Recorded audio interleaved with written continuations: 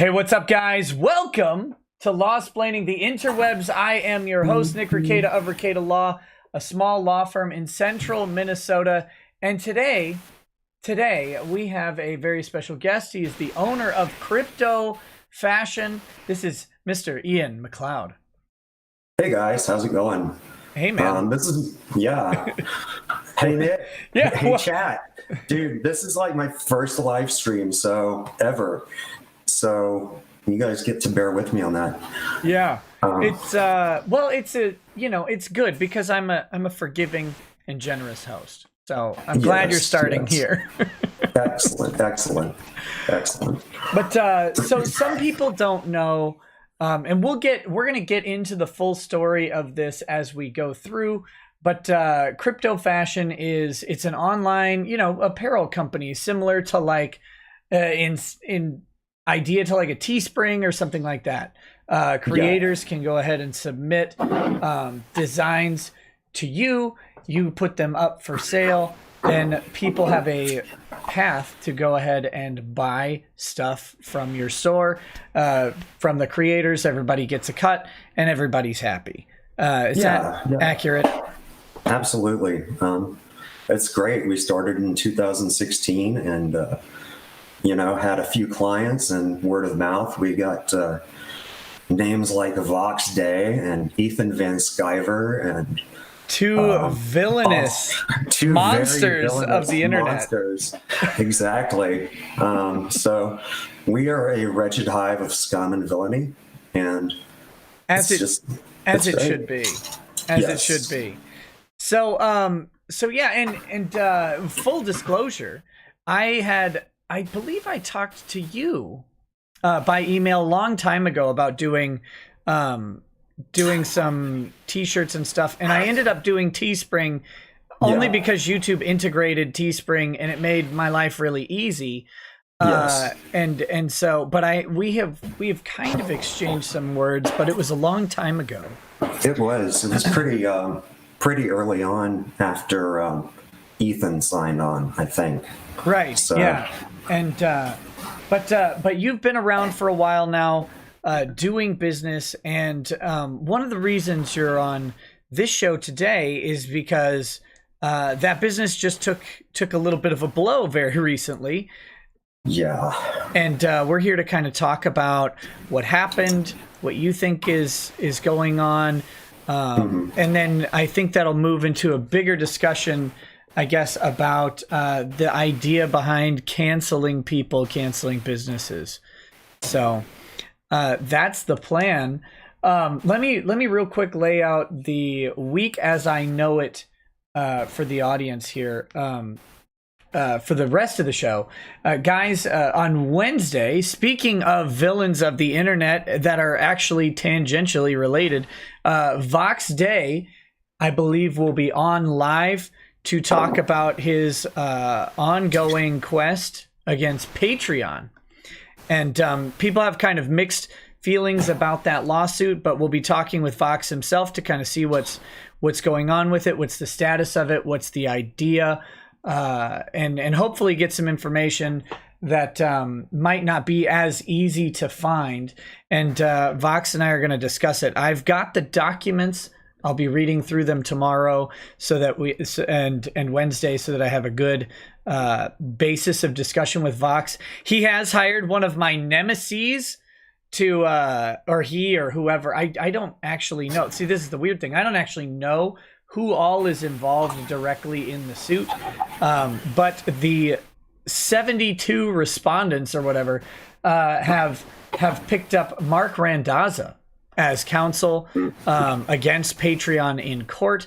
And so that's a very interesting place to be, because if you don't know, Mark Randazza and I had a little bit of an exchange, because in a drunken rage, I called one of his associates, Jay Woolman, the F-slur. But I think I was more surprised that I said it than anybody else. But anyway, Randazza, for whatever petty beefs there are on the internet, I don't actually have any particular problem with the work that Randazza Legal Group does. I thought their work in the Doucette case was a little bit weird. I thought that entire case was pointless. But that being said, I may end up being in the position of praising their work, but I haven't read through it yet. So we'll see how that goes. Other than that, Friday will be a Chad Dad show with Doug, Larry, and Ty, and me. So I'm looking forward to that. It's been a while for one of those, and those are always fun. Tonight, after this show, we will be watching Running Man on Twitch, and maybe something else. But anyway, so that's the week as I know it. There's probably more to come. But anyway, let's get back to our guest and the situation that's at hand. Why don't you kind of walk us through the story of what crypto fashion is, and then I guess after that we'll kind of go back to the beginning of how it started. All right. Yeah, it's like you laid out. Everybody, we make shirts for creators and pay them royalties and deliver to their customers. The past couple of months, that has been kind of an issue because of world events, but so business has been slower over all that. But I think do you want to work our way back through this? However you want to set it up. It's your company, right? Like you're the founder. Yeah. It's your brainchild, so to speak. What I guess let's start there. What got you into the idea of making well, let's start with the problem. So what happened last week? We got I think it was Tuesday, I got an email from Shopify who were handling, our web storefront. Sure. And we've had no problems with them since we started up with them in 2016. They've always been professional and courteous. And when there have been minor issues, we've always worked it out. But last week on Tuesday, I guess, they sent me an email saying they were terminating our merchant account with them. But they welcomed us to remain on the platform. Like, okay, you can no longer use our merchant services, but you want to use PayPal or something else, then that's fine. Okay, and so what does Shopify do other than the merchant services? Like, what does remaining on their platform actually get you? It's you still have access to their back end, their ordering system, and all that, which is very powerful. Like, they're one of the best in the industry. But and you can keep your storefront live. You just have to use a different payment processor. Right, but when you lost your payment processor through Shopify. Yeah. That meant no more credit card transactions, basically. Right. Yeah. So I'd have to sign up with a third-party processor, and that's a hassle. But then 2 days later, I get another email from somebody else saying, your account has been permanently terminated for violation of our acceptable use policy and all of that. And wait, your Shopify, the Shopify account then? Yeah. They decided to terminate the entire account. Oh, okay. After that, 2 days later. And so we've been without a storefront since Thursday. And I have a couple of volunteers who are developing a new one, and that takes time. But because now you have to build in all of the stuff that Shopify was doing for you. So you have to build out an ordering system, and then an invoice system, and exactly. So it's been a real pain. So did they tell you, did they give you any information beyond canceled your processing, but you're all good, fam, you get to stay here, and then 2 days later, actually no, get adopted? Yeah, they just pulled the plug. So it's been an exciting week and a half, to say the least. But I've got a couple of volunteers who are building a new site, so that's good. And it just takes time. Right. So do you have any guesses about what happened? I mean, aside from generally speaking, you've got two people on the platform with giant targets on them, right? That you mentioned. You've got Vox Day, who is the Dark Lord or whatever, and there are a lot of people who really don't like Vox because to be completely frank, he said some things out there that are pretty reprehensible, or at least can be taken in a reprehensible way, however he meant it. And a good faith person can look at what Vox said and go, you know what, that's terrible. They don't have to be like a rabid SJW to come to that conclusion. And again, I'm someone who, I talk to Vox now and again. I don't have any particular problems with him. I obviously don't agree with everything he said, but but even as someone who's talked to Vox, friendly terms or whatever, I can say that some of the stuff he has said that's out there is it's a bit spicy. And that's true of pretty much all of our clients. They've said things that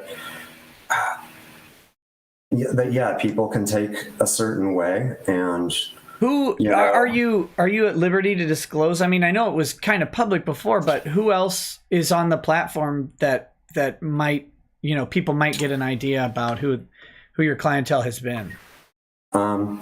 We've got guys like the Men of the West website. Okay. Not familiar with them, but they're hard right Christians, so I can imagine. We've got John Del Rose. Okay. Donald DeLay. He's a comics guy. Right. Donald has, of course, ties to Comicsgate. Is working. Yeah.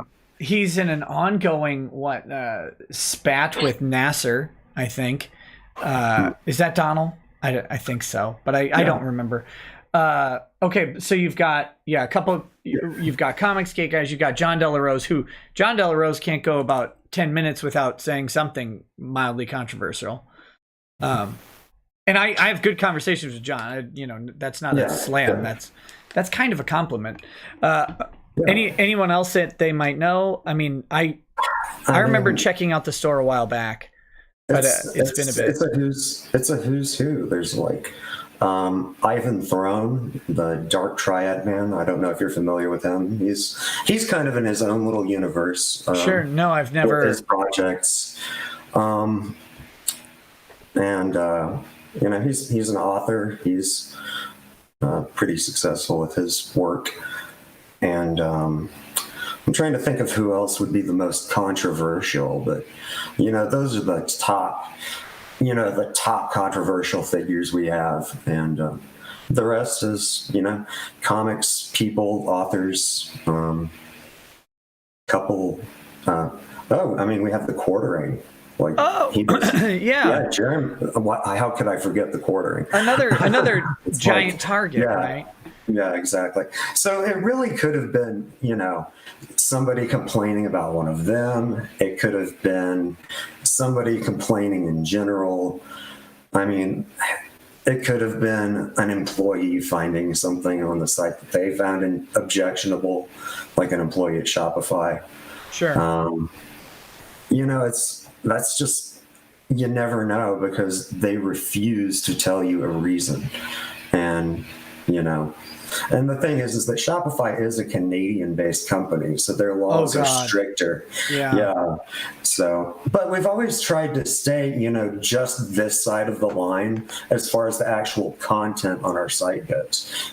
So, yeah, that's the thing. I remember checking it out, and admittedly, I haven't been to the site in a while, but when I checked out the merchandise, I'm not seeing I'm not seeing Nazi propaganda. I'm not seeing racial based stuff. It's literally just like, here's your Ethan Van Sciver shirt, all caps comics or whatever. Here's your Quartering merchandise. So it sounds like you're probably getting hit for something done off the platform somebody doesn't like.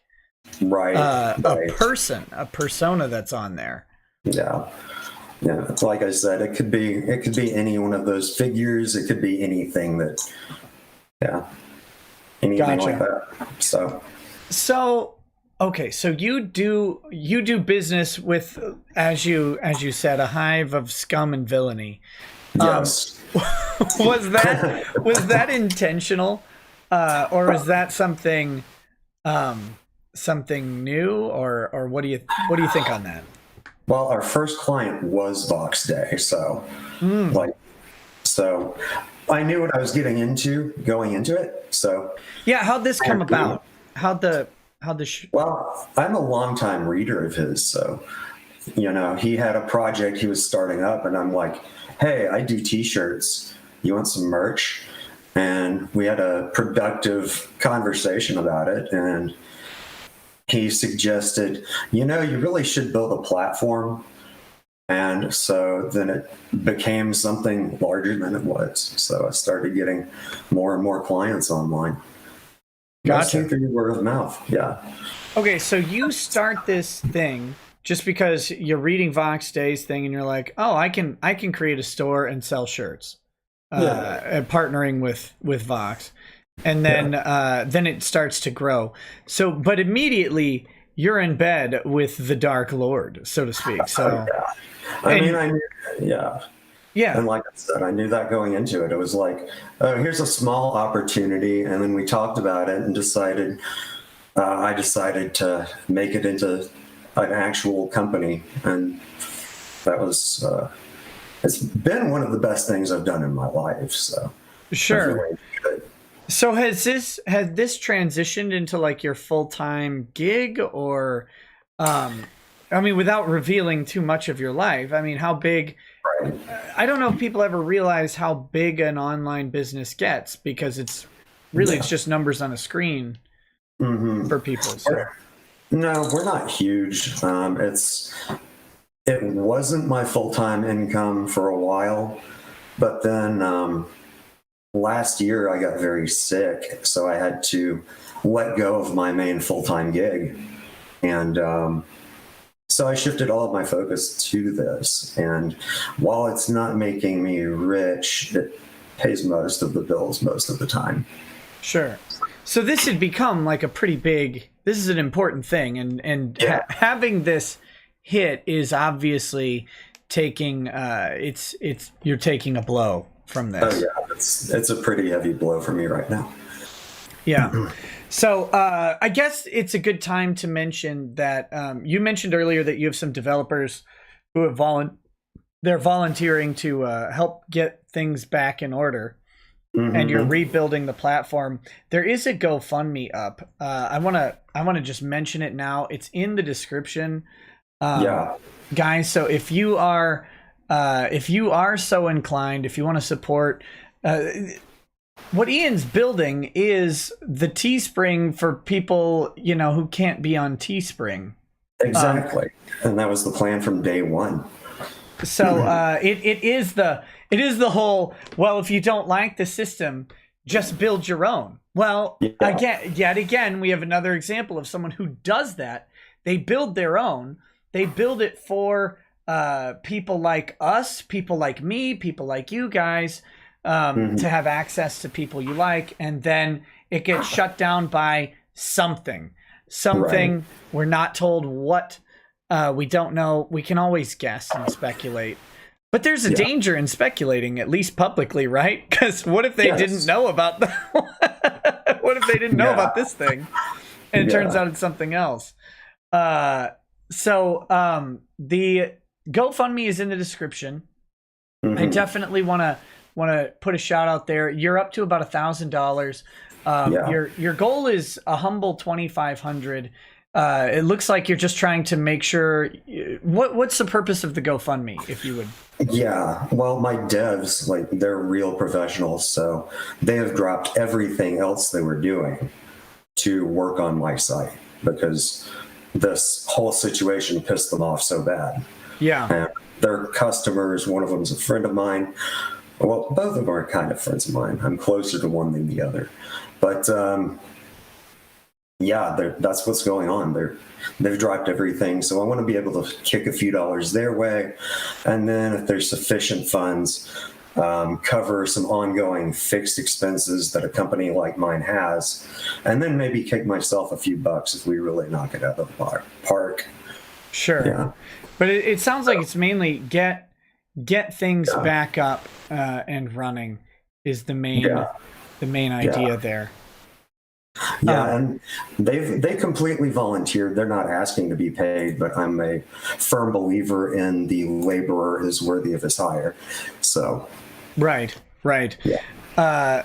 So, I mean, so that's the basic story. That's Crypto Fashion. You created it. How did you go about building it out to different people? Like, how do you land Jeremy from the Quartering? How do you land Ethan Van Sciver? Did you put a pie on on a fishing line and drag it through New Jersey or something? Or I have cold called 2 clients other than Vox, but yeah, it's all been word of mouth. It's like somebody will say, "Hey, I like the quality of your product, you have a really good reputation," and all of that, and then come to me and ask me to do their work, and just it's grown from there.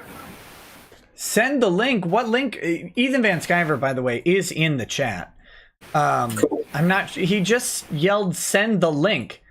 I don't know what that means. So if it's the GoFundMe, Ethan, I just sent the link. It's in the description, or it's in the chat now. And my mods are free to do it. Oh, Ethan wants to come on the show. Should we have him on? Yeah, if he wants to show up. Okay, give me just a second, guys. I'll send Ethan the link. He can pop in here. I just got to get the where is it? Here we go. This annoying invite thing. All right. I've got to do this a different way. But that's on me. Yeah.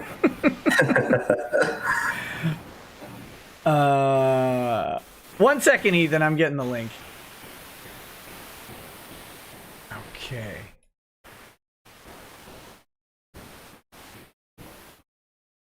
Why is everything in the wrong place for me today? I don't know. It's been that kind of day for me too.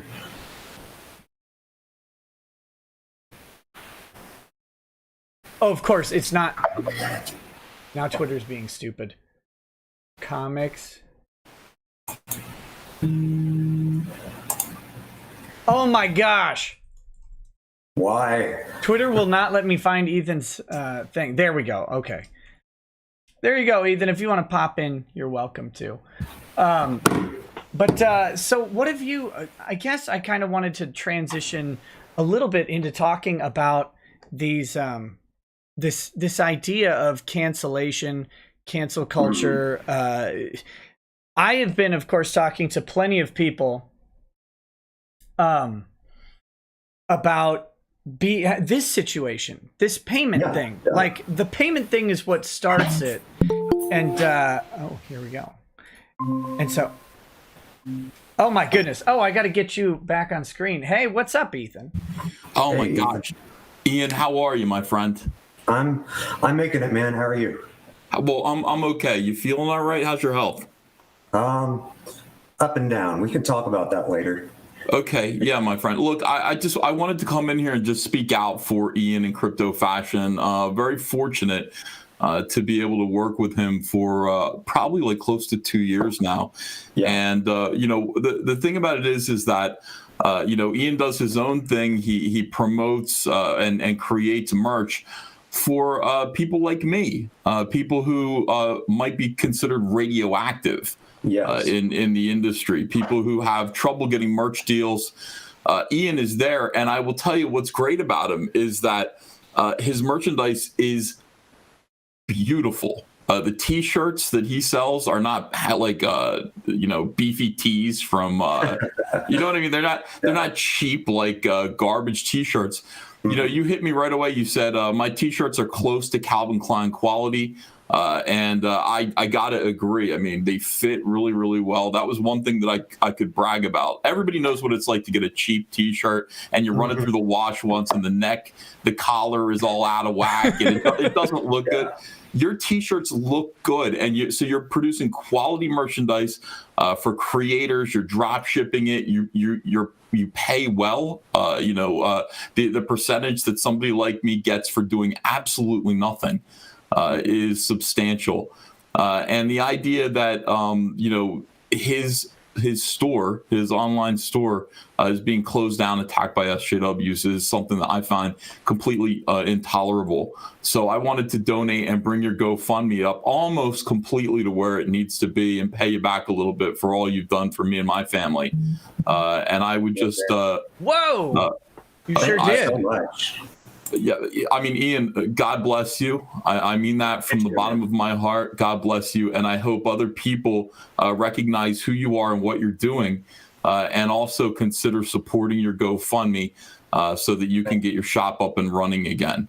And that's all I really wanted to say. I just, I'm personally, moved by Ian. He's helped me so much. I've made so much money from crypto fashion. So many people are wearing Cyberfrog T-shirts and driving mainstream comic book shops crazy with his merchandise. Even I possess a Go Get Daddy's belt. I've shirt. seen you wear that. I've seen you wear that on stream. Yeah. I think I was just wearing it yesterday. It's a big seller.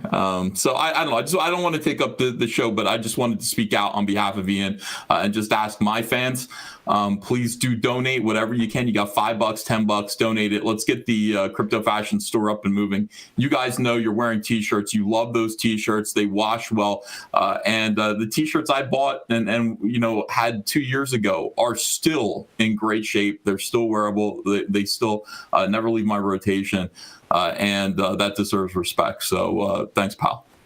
Thank you, Ethan. Hey, thanks a bunch for coming on, buddy. That's awesome. Thanks. See you. Thanks for having me. Bye. Bye. All right, guys. That was Ethan Van Sciver. He dropped $1,500 donation on your GoFundMe. Yeah. So it is quite close to funded. I am quite moved by it. It looks like somebody just pushed us over. Well, excellent. Of course, thank you guys. Mine hasn't updated yet, but please, guys, don't stop there. It's the way this stuff works is with GoFundMe, you always have this weird thing where it's like, well, how much do I need? What's an acceptable target? I don't want to sound greedy. And a lot of times I find that GoFundMe creators, they lowball what would be useful to what is the absolute barest minimum I can endure. So please go ahead. Like Ethan said, if you have $5, $10, throw it in. Ian's been doing great work for people who you like. Oh, go ahead. Yeah, I mean, and that's the thing. It's like all of our clients are great as far as a business and even on a personal level. It's just like, even if you don't like one set of our clients, you probably like somebody on the other set. So, well, yeah, I mean, you have people that are, you don't have a uniform sort of thing. It's not just Comicsgate people. It's not just whoever. It's people that are, heck, in some cases, there were times where Ethan and Vox had friction. Mm-hmm. There's been times that Ethan and John De La Rose have had friction, and stuff like that. So there are, it's not, and Quartering's kind of just out there. Like he does his own thing. Right. Yeah. And he does it very well. Yes, he does.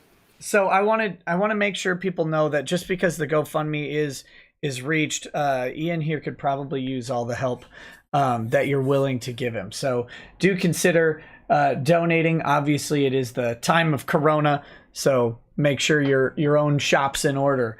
But I have a question for you from the chat, and then we'll kind of get back into the idea of talking about cancel culture, because I want to get your perspective as a guy who's, like, clearly you've been reading Vox for years, and so you've seen, I'm guessing, the buildup. Although, I've heard about people going after Vox for before I'd ever heard anything or read anything by him. I'd heard his name whispered. So I'd kind of like your perspective on how that's built up. But the question first is from Nick's Hex. He says, this question is for Ian. Who is your favorite payment processor and why is it Mastercard? I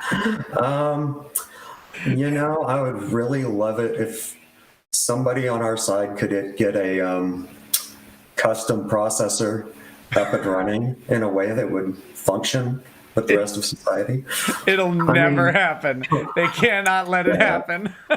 The best we can do is Bitcoin, which a lot of people didn't know this, but we did accept Bitcoin on our site. And I know. I did notice that back when I was looking. I have no idea. How Bitcoin is supposed to function as a useful currency day to day. I know there are people who do it. And I'm more and more interested in it. And I think Dick Masterson, who famously has been now put on the match list from Mastercard. I'm not sure if you have seen anything about that, but he had created a Patreon alternative called New Project 2. And I'm familiar. Yeah, and it got shut down. So now I believe I saw that he has got another Patreon alternative coming up that runs on Bitcoin. So I'm interested in what that looks like, how that is supposed to function. It'll be really interesting. I mean, the funny idea to me is like Bitcoin's so volatile. It was probably really interesting for you if you guys were did you get a significant amount of Bitcoin transactions? Not a ton, but I would just let it sit and accumulate. And at one point, I nearly doubled the money from the merchandise the customer had ordered. So it was like I was getting insane profits off of a couple of orders that people had placed with Bitcoin. Yeah, that's what I was thinking. So it's like there was a time, 2 years ago, basically, where if someone bought a $20 shirt with Bitcoin, 2 days later, that was an $80 or $90 transaction. Exactly. And then a month later, it was a $12 transaction. Yes. I was lucky and I was able to sell when it was significantly higher. So that was funny. I enjoyed that. But so I'm kind of curious about how that's supposed to go. I have my fears about the cryptocurrency sort of just the trends of it and the U.S. government. I just have a fear that they will need to exercise control over it. So I'm kind of I'm on the fence about about my confidence in it. But I'm a notorious pessimist. No, I understand. Ethan is an optimistic ball of sunshine. I think the world is going to burn in the fires of hell within days. So I'm somewhere in the middle there. Like some days, mostly on Thursdays, I wake up hating the entire world and just beaten down by the week. I think it's going to burn. Yeah. But it's just, man, I don't know. So let's get back to talking about this. How have you seen kind of this idea of cancel culture arise over the past couple of years? I mean, what? I don't want to put words in your mouth. You know what I mean? Yeah. No, I've seen this growing for 20 years because I used to work on the convention scene and I saw this stuff start to take root in anime cons and sci-fi cons and all of that. So I've seen the incrementalism over 20 years, and then it really started to speed up, about 5 years ago with Gamergate and all that. And the 9/11 of the internet. Yeah, exactly. And then, the stuff we have going on now is just insane. So I'm interested in that. And you mentioned that in the email that you've been involved in kind of the convention community, at least in regards to anime, for a significant amount of time.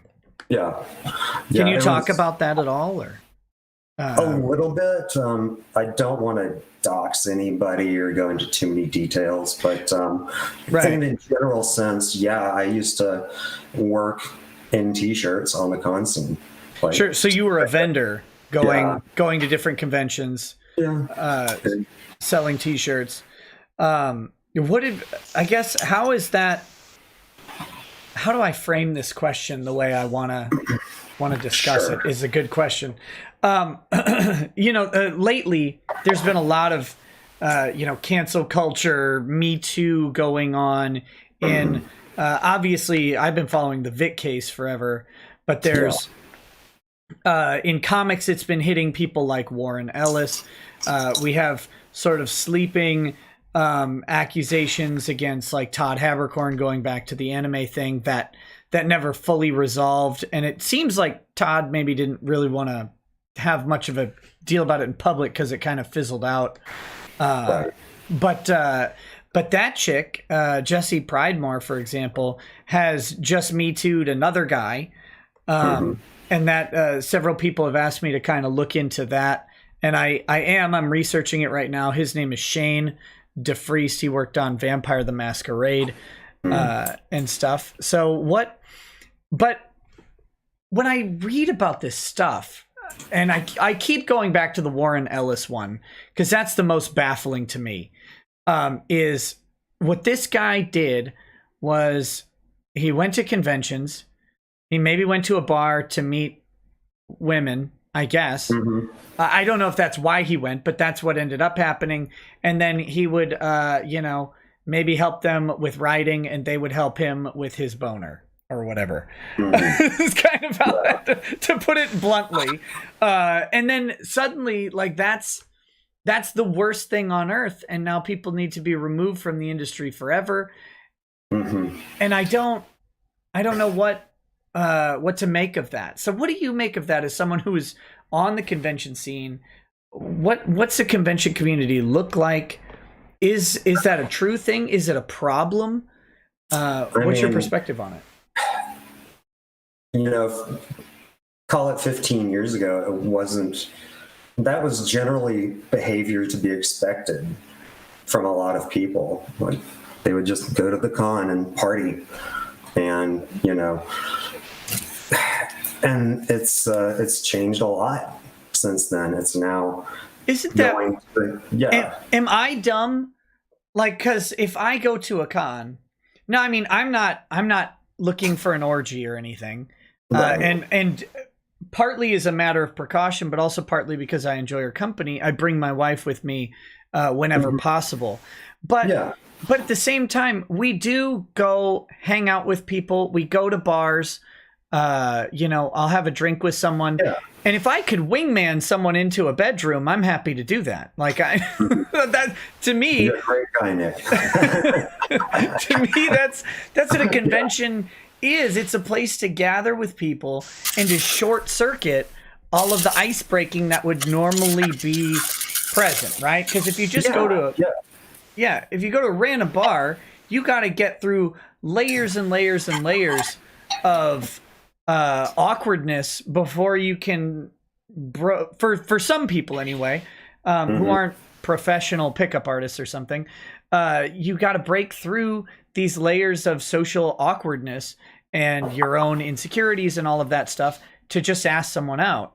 Even though a lot of women, if they're single woman at a bar, there's some indication that maybe they're there for the similar thing, but we don't connect on that level. But a convention short circuits that and goes, you guys both like anime enough to travel somewhere and go to a hotel and engage in it. So there you go. Go talk about Naruto until you're in bed. That's how I see it. Am I dumb? Am I wrong? I mean, no, because that's what it used to be. It just isn't anymore. And, because we have the SJW infestations and cancel culture and all that. Is that what they should be, though? Because that's an argument I've been seeing lately, is basically everybody who spent the last 10 years getting laid at conventions is now saying we were all wrong. Now we were doing this. We're all going to be better. Please let us keep our jobs. But they're all pretending like it's now this problem that they all should have known and they were all quiet about. But I'm still stuck on the question: is this even a problem? Yeah, I mean, I wish I had an answer to that question, really, but in my opinion, it's a lot of people didn't know the way the world was going to end up in 5, 10, 15 years. And they probably shouldn't have drank so much, to be honest. Now that is a point that is out there, and I'll bring that back to the Jesse Pridemore thing. Is all of her stories sound the same, and they all involve her getting blackout drunk, which seems like that seems like it might be a bad plan for you. Yeah, it's not the best idea unless you're in a safe environment. I also think that is kind of I think that's an easy out. I really do. I think that's a nice, convenient excuse for these guys, because I'm gonna say it. They won't ever. I'm gonna say it deep down. None of them regret any of this. Right. Because, like you said, they didn't know how the world was going to end up. There's nothing that they've seen inherently wrong with their actions. Their actions have become subjectively wrong because a certain element has become vocal within their communities. I think that's a big difference. Yeah. Changing mores and all that. Yeah, but I don't even know that mores are. I mean, they are changing, I guess, but they're by force. Mores are supposed to develop naturally over periods of time. We sink into these ideas. Like that's what gender roles actually are, right? Is sinking into this idea because this is the prevailing majority. You don't just suddenly get a bunch of people screaming that the majority is wrong and then getting change, except in these smaller communities. Of course, now maybe that's out the window now because we just had a bunch of riots. So that's entirely possible. And that's been exciting, the whole riot thing. So So what's kind of the plan for crypto fashion going forward? Like, where you said you've got guys rebuilding it, but you still at this point don't have a payment processor, is that right? We're working on that as we speak. I'm waiting to hear back from somebody who's supposed to be pretty reliable. The biggest bottleneck is Visa and Mastercard, though. Yeah. Like, if they put the kibosh on you, then you're done. So, right, and you don't know at this point if that's where you are. No, I don't. So I'm still waiting to hear back from this new processor. But hopefully, if everything pans out correctly, we'll be on a non-fragile platform. So we'll have even more freedom to do whatever we want. I'll be able to take on more clients and maybe even push the edge of what kind of merchandise we can offer, since we won't be beholden to people, other people's rules. So do you guys do? I mean, you do T-shirts. Do you have plans to expand outside of T-shirts? Do you do hats? We do hats. We do posters. We don't do those in-house. We order them in from partners. But sure. All of our partners are high quality. Like, I spend months looking for, the best of the best to handle our work, because that matters to me. So this is an interesting comment I saw in the chat. Yeah. And I wanted to just pose it to you out of any context. It just says, still don't get how/why he was canceled. That's from JBet. Yeah, I mean, we don't know. They wouldn't tell us. That's the answer I wanted you to give too. Is that's that's the problem with where this cancel stuff is going right now. Is you don't get the answer. You never get the answer. Because if they give you an answer, you could argue it. At least you could say, I didn't do this, and you could show everybody else, I didn't do this. Like, try and find where I did this thing. But that, I mean, for you were just, there wasn't a new product launch or something that you were like, oh man, this one's going to be controversial. No, everything was going normally. An hour before I got that second email, I'd just been talking to somebody on Facebook about one of our products and how things were going. And then suddenly I find this email, and because the guy tells me, hey, your site's down. And then I see that my site is down, and then I check my email, and completely nuked. So when you say you saw someone talking about it on Facebook, I was talking to somebody I know about our site. So. Oh, okay. So this wasn't like you saw someone complaining or something like that. No. That's something I could probably address, though. People, some certain complaints because customer service has been slow. Right. Yeah, let me go into that real quick because we've had some pretty major issues on that front. And I've had to rectify those issues myself. And it's taking me a long time. And with all this new stuff going on, it's going to take me even longer. So if you're in the chat and you're one of our customers who's been waiting on an order or waiting on a response to your email, I will get to you. It's just taking me time. So please bear with me. Yeah.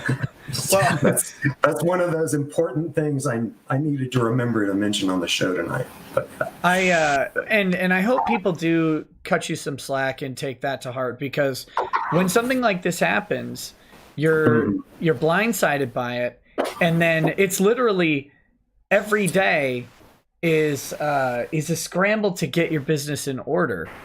And so everything else kind of has to take a back seat, because you can't resolve underlying issues without the the structure actually existing as it is. So all right, I've got a question or a comment at least from DeWall. He says, you're adding more complexity to cancel culture than is actually there. Cancel culture is just the inevitable evolution of PC culture. Political correctness will always evolve into cancel culture. Saying cons are bad because of X. To make that argument, you have to say that every bar is bad because they are the same thing. It's just that one is for nerds and the other is for chads. That's quite apt. Yeah. And I think, there's some truth to that. And the only reason they haven't gone after bars is because depressed people will rise up if you take away bars. But they always have to start this inside some sort of secured community. And I was talking to someone today about how nerd communities, geek communities, I don't mean those in pejorative ways. I mean them in descriptive ways. There's... How do I put this? I feel like they're susceptible to sway. The communities as a whole are susceptible to large-scale movement and transition, and we see this.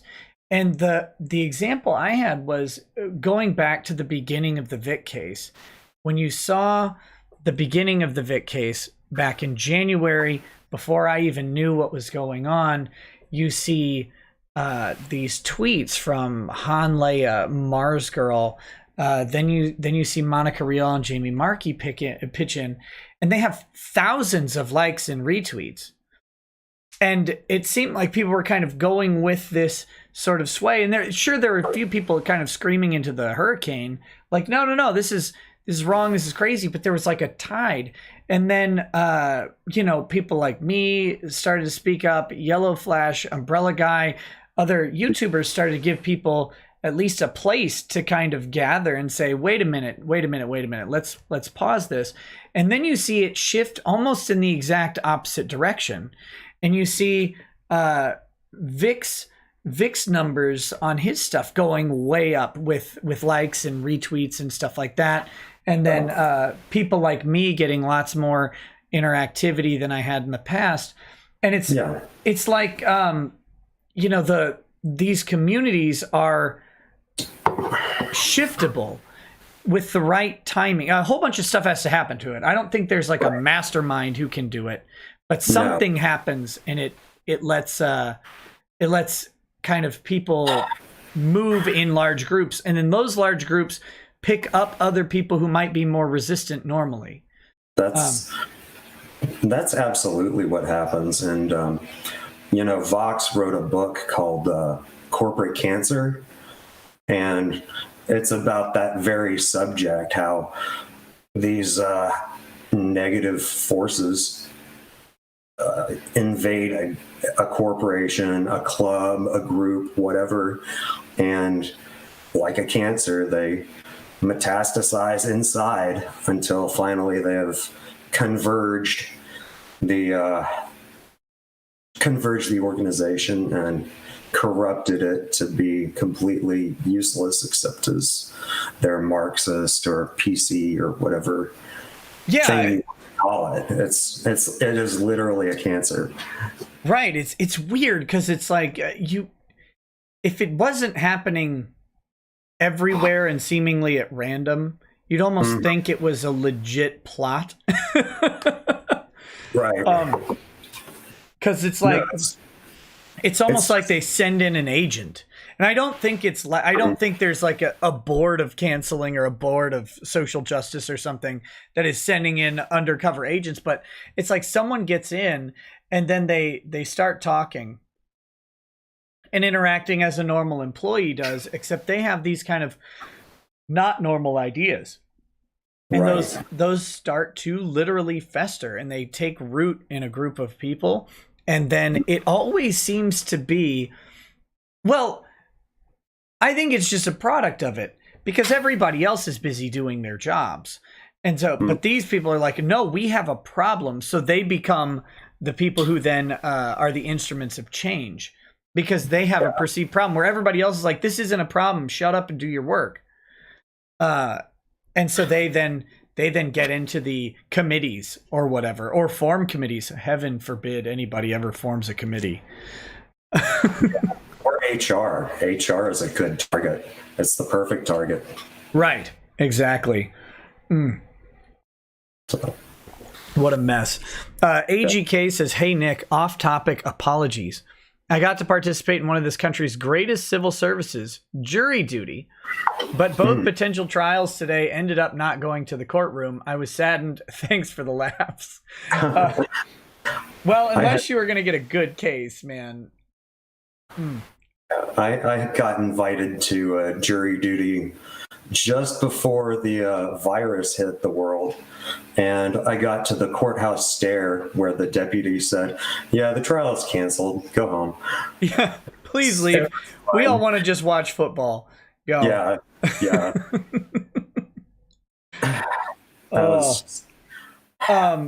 So let's see. So how do we fight back? Like what is the goal? Because some days I want to run out and create lists, or I want someone in the industry to come out and be like, yeah, all these people who are out here promoting cancel culture, here's the thing that they did. But then at the same time, like, well, am I just propagating and participating in that? So I don't know if that's the way to fight back. I don't know. What do you think? I don't know if there is a way to fight back, except in the sense that keep the cancerous elements out of your organization. That's generally the advice Vox gives as well. And definitely build your own platforms. Like, I really shouldn't have been relying on a third-party system like this.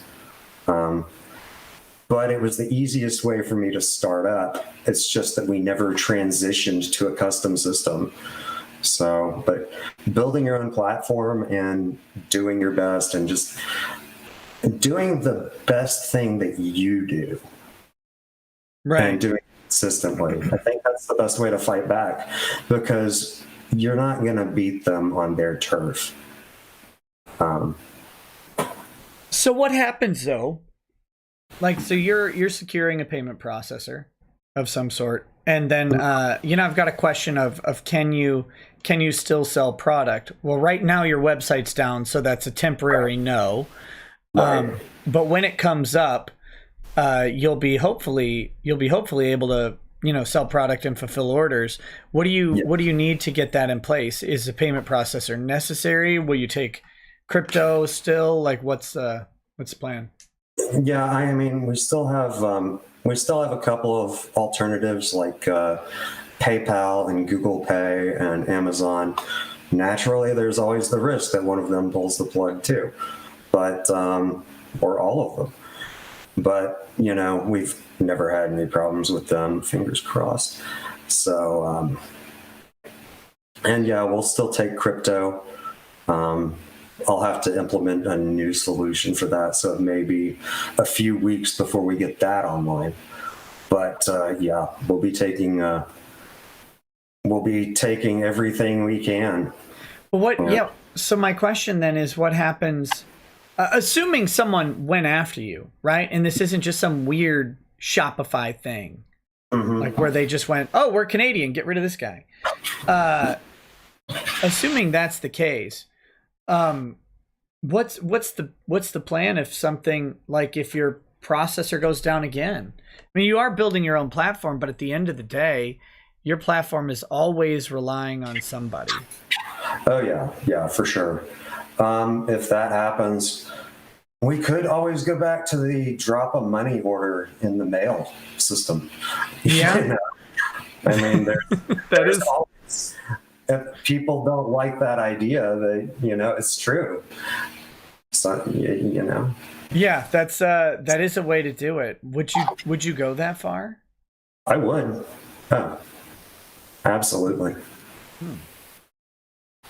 So, what do people do?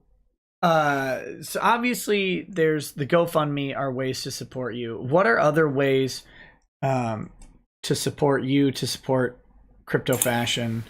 What if people can't give money? Like, what do they do? What's this look like? I mean, just if they can't give money, then I'd appreciate it if you shared the GoFundMe. We'll be back online at crypto.fashion. So when your situation improves, then you can always come back there when we're back online and support us that way. Past that, I mean, there's not much to do other than to share. You can follow us on Twitter at CryptoFashion, one word. Do you accept DMs on Crypto Fashion? I do if we're connected. Gotcha. I've got someone who would like to talk to you, but I don't know what kind of stuff that would be helpful for you. Who knows? Yeah, that would be great. Okay, so Twitter is the best way for that type of stuff if people want to reach out and offer their support. Like if they have, they may not have cash, but they may have some idea on how to like help, or some resource or something like that. Yeah, that would be perfect. Yeah, just put them in touch with us on Twitter, and I'll usually reply with an email address, because Gotcha. I don't like to share my direct line publicly. Right. Yeah. Matt Field says, "Hey Nick, I was listening to a JBP personality lecture earlier. I think that's Jordan Peterson. Solzhenitsyn's writing is eye-opening to Soviet/Stalin style cancel culture. They use privilege and race supremacy the exact way it's going on now." Yes. And I highly recommend the Gulag Archipelago to anybody who's interested in either Russian stuff or this very topic. It's invaluable. Yeah. So what do you think about that? I've seen a lot of stuff about that this looks like Marxism, or this looks like older ideas being brought into play. do you think that, is it concerted? Is it organic? Is it just the natural result of flooding the higher education system with a bunch of Marxists? Like what brings this about? Yeah, I think it's the higher education system, because the current crop of teachers, they were all raised by Marxists, and the entire system is fully converged. It's fully infected with Marxism, and they're doing what they do. But do you think it's a concerted effort, or that it's just organic? I think it's the natural result of Marxism as an ideology. Yeah, I think so too. I think people get really wrapped up in trying to find the conspiracy, and Right. I don't think it's a conspiracy. I think it's just been festering, and the problem is it's two people at some point, and it takes 100 years for two people to be 10,000 people. Yeah. It's kind of how I see it. But it's it's a mess. It is. So what are you drinking? This is an Oban 18-year Scotch. Oh, nice. It sounds nice, but Really? it's not my favorite. I'm now just kind of working through the bottle. It's very good if you like wine. Okay. It's a really sweet and mellow Scotch, but I like a more aggressive, smoky, peaty Scotch. So this is good. It goes down like water. But I'm a huge fan of Aberlour 12 and 16 year. Those are like my two favorite scotches. I've only had because the Abudna. I've never had that, but I've wanted to try it. Yeah. Oh my goodness. Sorry. Yeah, it's are you much of a drinker? I used to be, but like I said, I got really sick last year, and I was even in a coma for like 3 weeks. Damn. And yeah, so I'm not allowed to drink that much anymore. But when I do, I like a really good scotch. So no more cons for you then. Yeah, no, I've retired. I mean, I'll probably go to one or two here or there, but Do you have no, any good do you have any, like, what's your favorite con story, or what's the most horrific con story that you have? That's a good. No one ever gets asked that. oh my God. You don't have to use names or anything. Yeah, I mean, that's a really difficult question to answer because I've done hundreds of conventions. Right. So a lot of them blur together after this much time. But I think, God, I mean, there's always just the annoying customers and fans who will walk up to your table and spend hours and hours and hours talking to you about whatever anime or whatever thing is going on. And, that's a personality trait that some people have, but I'm a man trying to do his job, and I'm stuck here. And I don't want to listen to you, and I don't want to sell you. Here I was hoping for like a story about homeless people being stabbed behind a dumpster by a convention owner or something. Yeah, I don't have anything that horrible. Yeah, it's that kind of thing, the little annoyances. I think the most horrible things that happened to me were either to or from a convention. Like on the trip there, it's like your car breaks down and that sort of thing. Sure. But I mean, overall, it was a good experience. It's just, anything that involves other people is always going to have its ups and downs, and sometimes the downs are really annoying. Right. Yeah, and sometimes they're really very toxic people. I have dealt with there. That is one thing. I have dealt with some convention people who were highly toxic. Okay, so that's come to find out. Like that's an shady, interesting word. Yeah, we're talking shady business practices. And okay.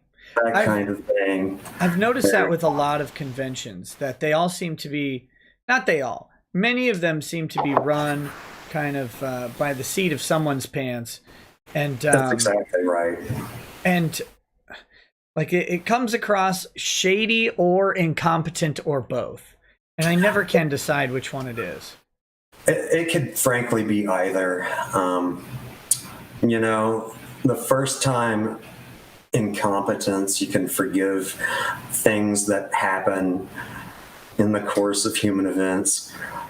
But, you know, if you see a repeated pattern of activity with certain events, then yeah, there may be something shady going on. It's pretty I know of some people. But you don't kiss and tell. I can't name names. No, of course not, because you at the end of the day have a t-shirt business to run, and at some point you may have to those names may have to be part of an equation, I'm guessing. No, I mean I'm completely out of the con scene now, so I don't. Oh, so you're just being a gentleman? I just don't. Man, I really don't like talking about it. Okay, I only have one more question about conventions at all for you. Yeah. Have you ever met a guy named Shane Holmberg? I don't believe so. I've seen the show with him on it. Oh, damn. Like, I saw your stream. Okay. Well, I was hoping that maybe you had talked to him. I always want to know. He professed himself as very prominent, so I never know. But you never know what that means, right? It could be prominent within a small community. Yeah, I mean, wasn't he involved with a lot of the Texas shows? A lot may be a stretch. I know he was involved with Akon for a long time. Other than that, I don't really know much about his involvement other than what he said to me. But which was non-specific. Yeah, I've been to Akon a couple of times, but I was never really integrated into the Texas region. Sure, because it is its own region in the industry. It's huge. So, speaking of Akon and cryptocurrency and nothing to do with the conventions, have you heard about Akon, the rapper, building a city in Africa that'll run only on like cryptocurrency and be its own sort of independent thing? Like, I have not heard about this, but I am very interested and would subscribe to your newsletter. It's not mine.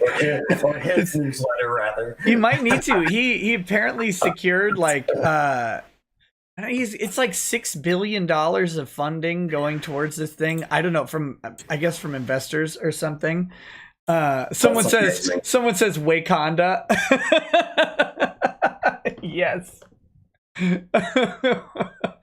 I don't know. I'm curious where you came up with the name crypto fashion, like, because it seems to harken to this idea of cryptocurrency, and you took cryptocurrency, but is that a coincidence? Like, what is with the crypto fashion? How did this become your thing? I was literally just writing down names, and that one came to me because I'd recently watched that clip of William F. Buckley and Gord Vidal having their infamous Democratic National Convention spat.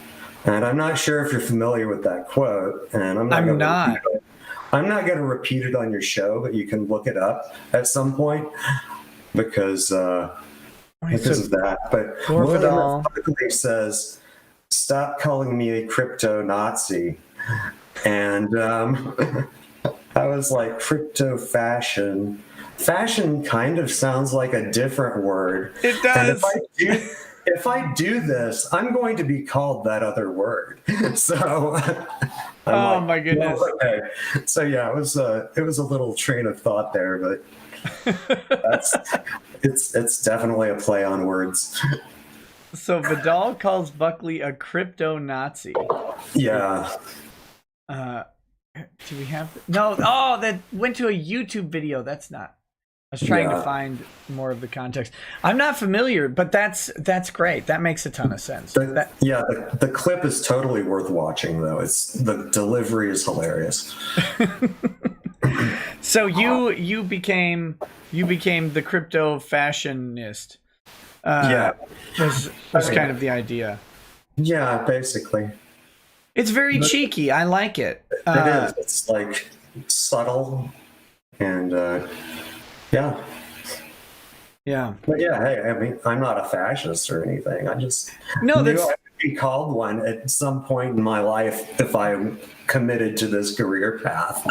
Well, the funny thing is, the most fascistic people out there are the ones who claim to be opposed to it, right? Like the anti-fascists want to impose all sorts of draconian rules on the masses, but it's draconian rules that fit their ideology. So, which that is quintessentially fascist. It's like, look, we just have the right set of rules for you.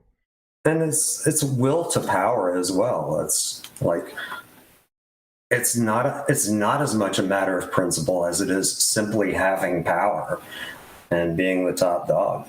Right. That's what it all boils down to, which is, again, your basic fascism. But yeah. So what's your ETA on getting back running? When can people go looking for crypto fashion and support you that way? My developer said that there was a setback today, so I don't have a 100% timeline, but hopefully it'll be within 72 hours, so 3 days. Okay, so we're looking by end of week, people should be able to find you and stuff. And do you think you'll be accepting credit cards at that time, or is that still up in the air? It may just be PayPal. Gotcha. So it just depends on what this company says. It takes time to get a merchant account online because they have to do background checks and all that. That Patriot Act. Yeah. I love sending in literally all of my data. Like, yeah. I mean, that's what it is. You go ahead and send in everything you own, every piece of information about you that you try to keep private, and you go ahead and give it to this ghostly board, and you trust them to not screw it up, and they have a habit of screwing it up. Yes, they do. They do. So it's good times. Well, yeah, is there anything you want to say? I guess I've got some chats to go through, but I think we're kind of winding down. So I wanted to know if there was anything else you wanted to kind of get across before we kind of wind down and wrap up. Well, I really do appreciate the work you've done on the Vic case. I've been